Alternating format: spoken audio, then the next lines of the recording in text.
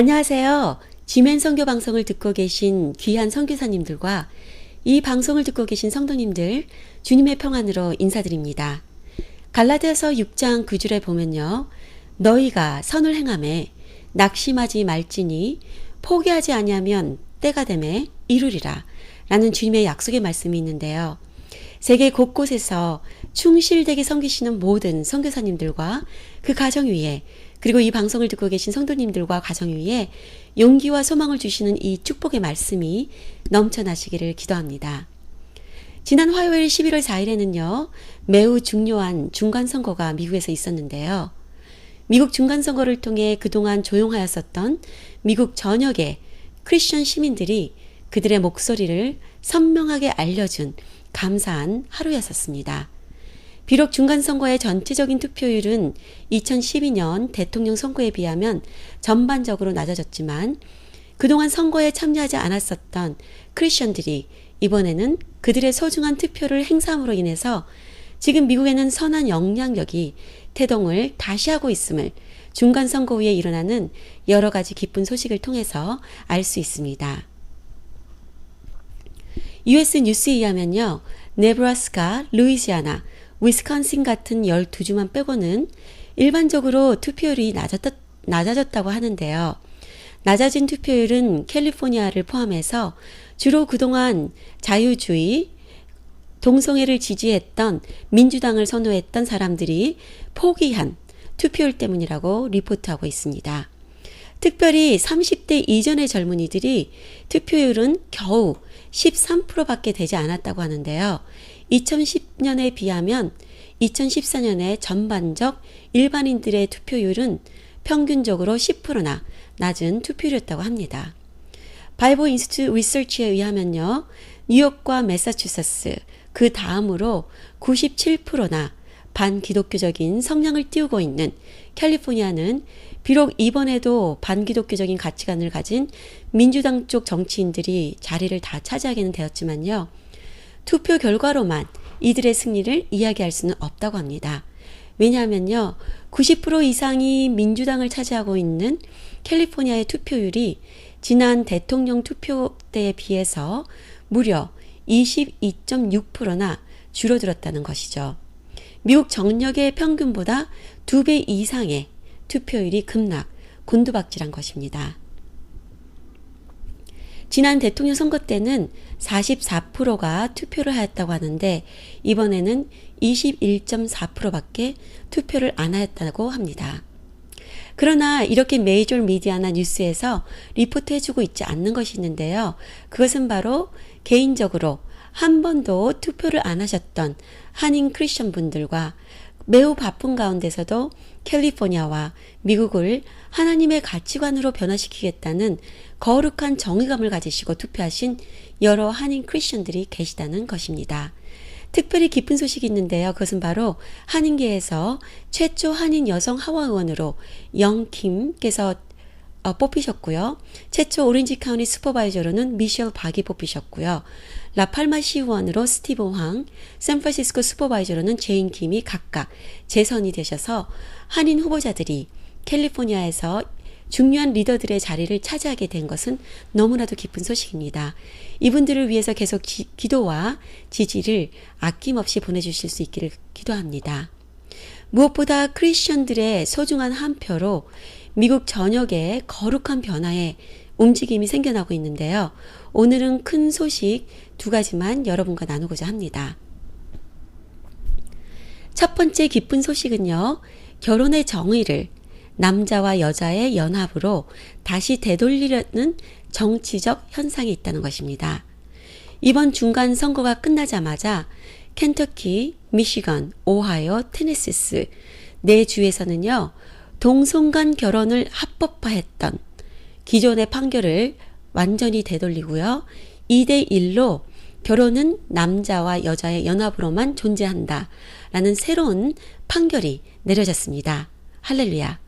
다시 말씀드리면 이번에 6th 서큐트 법정에서 켄터키, 미시건, 오하이오 그리고 테네시스에서 동성결혼 합법화를 반대하고 무효화하는 것에 2대1로 법정에서 손을 들어줌으로써 동성결혼은 이 내주에서는 더 이상 법적으로 인정되지 않는다는 것이죠. 앞으로도 자유주의 정치인들이 동성애 지지자들과 손잡고 일반 시민들의 의견을 무시한 채 자기들끼리 동성결혼을 합법화한 아직도 남은 32개 도시들 안에서 그런 법안이 무효화되는 일들이 계속 생겨날 수 있도록 우리가 열심히 기도할 수 있기를 바랍니다. 이번 판결에서는요, 조지 부시 대통령에 의해서 뽑혔던 제프리 수턴 판사가 매우 큰 역할을 했는데요. 제프리 수턴 판사는 이렇게 얘기했습니다. 결혼의 정의를 법정이나 정치인들이 결정을 내리는 것은 시민들의 의견을 무시하는 것이므로 결혼의 의미는 각 주의 시민들에게 맡겨야 된다라고요. 너무나도 옳은 말인 거죠.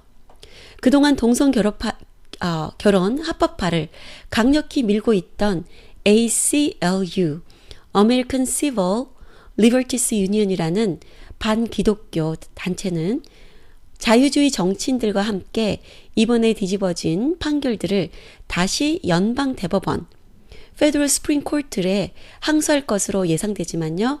지난번에도 연방 대법원은 책임을 회피했을 뿐만 아니라 이번 선거를 통해서 이미 중요한 상원과 하원 자리에 앉은 리더들이 이제는 좀 더 전통적인 또한 기독교 가치관을 갖고 있는 고수하고 있는 정치인들이기 때문에 동성결혼 합법화를 연방대법원에 다시 올린다고 할지라도 그들에게는 절대로 쉬운 싸움이 아닐 거라고 보수파 단체들은 예상하고 있습니다.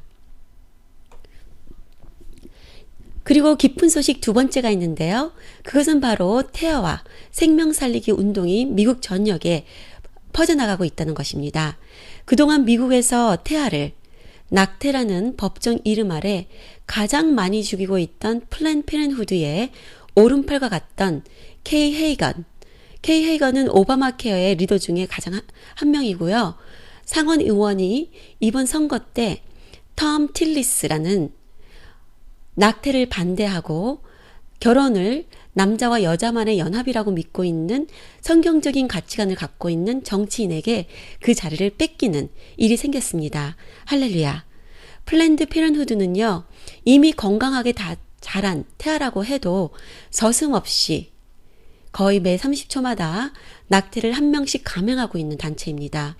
여성의 선택, 프로초이스, 워먼스 초이스라는 이름의 마스크를 쓰고 하나님이 주신 귀한 태아를 잘라버리고 분해해버리고 숨막혀 죽이는 것에 아무렇지도 않게 그 어린 태아들을 살해하고요.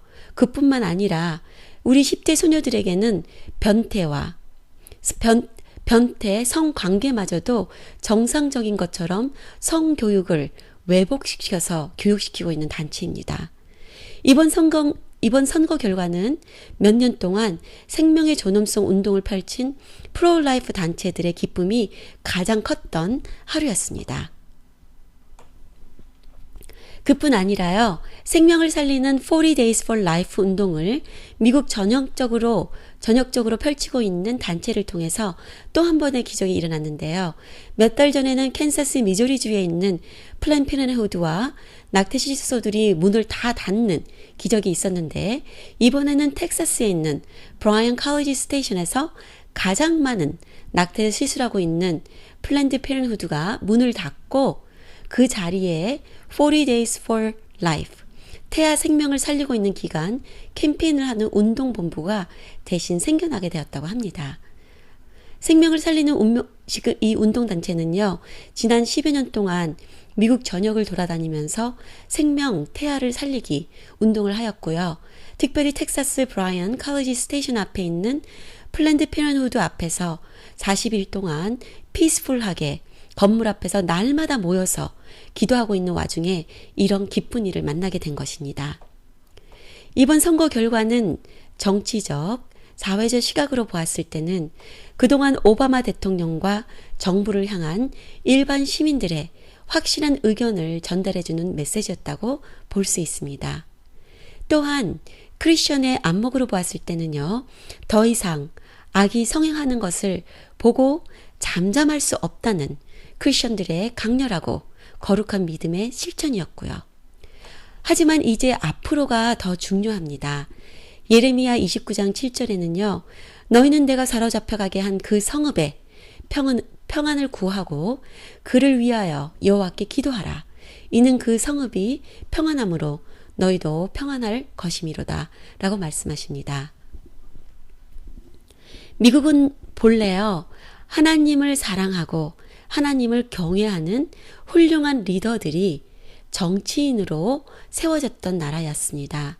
미국은 정치를 위해서 정치인을 세우기보다는 국가와 시민을 살아가고 다음 세대들을 지키며 일으켜줄 수 있는, 보호해줄 수 있는 훌륭한 리더들이 정치인이 되어서 하나님의 은혜로 미국이 겨우 200년 만에 세계 속에서 가장 강력한 나라로 만들어질 수 있었던 것이고요. 또한 미국은 Constitution, 헌법을 만들 때에도 창조주가 주신 권위, The Creator gives right 이라고 헌법에 지금도 적혀 있을 정도로 성경적 원리 원칙이 중심이 되어서 건립된 나라였습니다. 그런 미국이요, 1963년 존 F 케네디 대통령에 의해서 성경과 기도를 공립학교에서 빼면서 미국은 점점 하나님을 거부하는 나라로 변해졌습니다. 그리고 오바마가 대통령이 되면서 미국 역사상 처음으로 미국의 3분의 1이나 되는 주들이 시민의 의견을 완전히 무시한 채 자유주의, 동성애를 지지하는 정치인들과 판사들끼리 동성결혼을 합법화시키기 시작했고요. 현재 미국에서는 10월 말까지 총 32개의 주가 동성결혼이 합법화가 되었지만요. 사실상 메이저 미디어에서 얘기해주지 못해서 일반 시민들이 모르는 게 있는데요. 메인과 메릴랜드주, 워싱턴주 등 세 주만 시민들이 투표에 의해서 동성결혼이 합법화되었었고요. 나머지 29개의 주는 다 자유주의, 동성애를 지지하는 민주당 정치인들끼리 통과시킨 것을 사람들은 모르고 있습니다.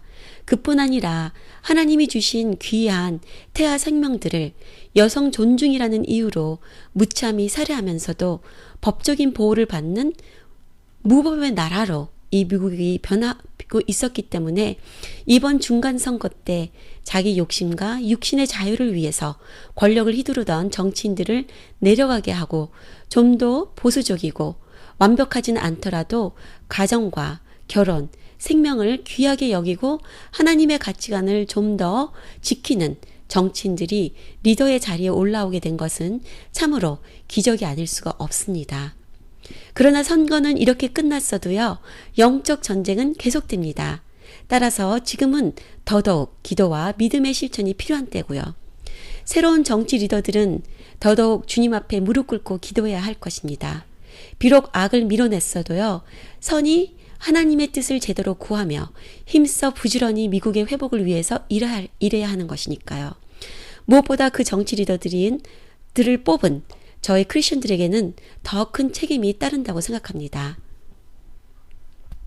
따라서 이번에 새롭게 뽑힌 정치 리더들이 하나님의 뜻을 잘 받들어서 이 미국이 다시 한번 하나님을 경외하고 다시 한번 세계 선교에 앞장서는 축복의 땅이 될 수 있도록 우리가 함께 기도할 수 있기를 바라겠습니다. 오늘도 주님께서 주시는 지혜와 능력으로 각각 계신 선교지에서 또는 살고 계시는 지역이 주님의 사랑과 주님의 정의로 변화되는 역사가 여러분 한 분 한 분을 통해서 일어나실 줄을 믿고 기도합니다. 감사합니다.